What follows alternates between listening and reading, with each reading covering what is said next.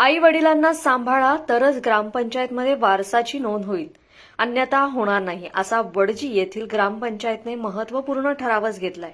या ठरावाच्या प्रती वरिष्ठांना पाठवण्यात आल्यात। ग्रामपंचायतीच्या मासिक सभेत हा निर्णय घेण्यात आला।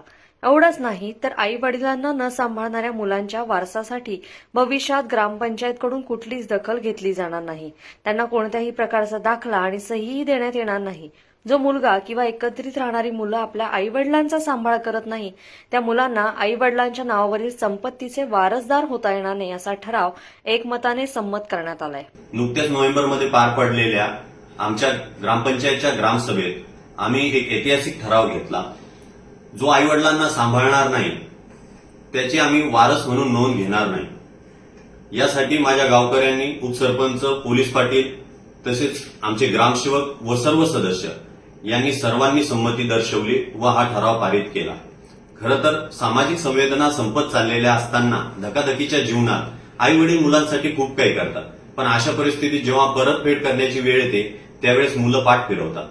आई वडिलांच्या दवाखान्याचा खर्च, त्यांचे राहण्या खाण्याची सोय व त्यांचे पालनपोषण, वृद्धकाळात त्यांची सेवा करणं खूप गरजेचे असते। पण याच वेळेत जर मुलांनी पाठ फिरवली तर त्यांनी करायचं काय, याच गोष्टीला तडा जावा म्हणून आम्ही हा निर्णय घेतलेला आहे। आई वडिलांकडे म्हातारपणी दुर्लक्ष करणाऱ्या मुलांच्या कृतीला यामुळे चाप बसणार आहे।